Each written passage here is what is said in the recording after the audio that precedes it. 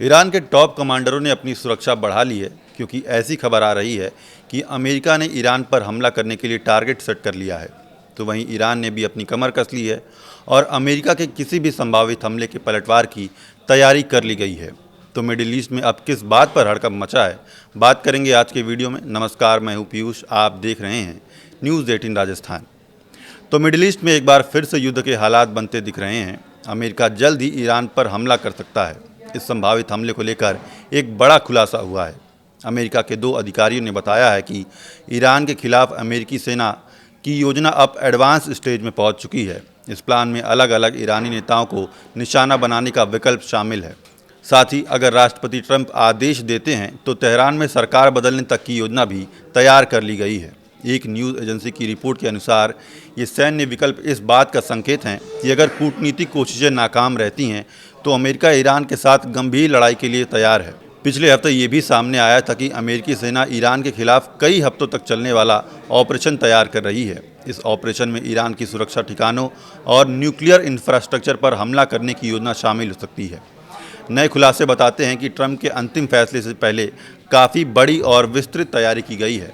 हाल के दिनों में ट्रंप ने इस्लामिक रिपब्लिक में सरकार बदलने का विचार सार्वजनिक रूप से रखा है। हालांकि अधिकारियों ने सुरक्षा कारणों से अपना नाम नहीं बताया और ये भी साफ नहीं किया कि किन किन नेताओं को निशाना बनाया जा सकता है। ये भी स्पष्ट नहीं है कि अमेरिका बिना बड़ी ग्राउंड फोर्स भेजे किस तरह से रिजीम चेंज की कोशिश करेगा।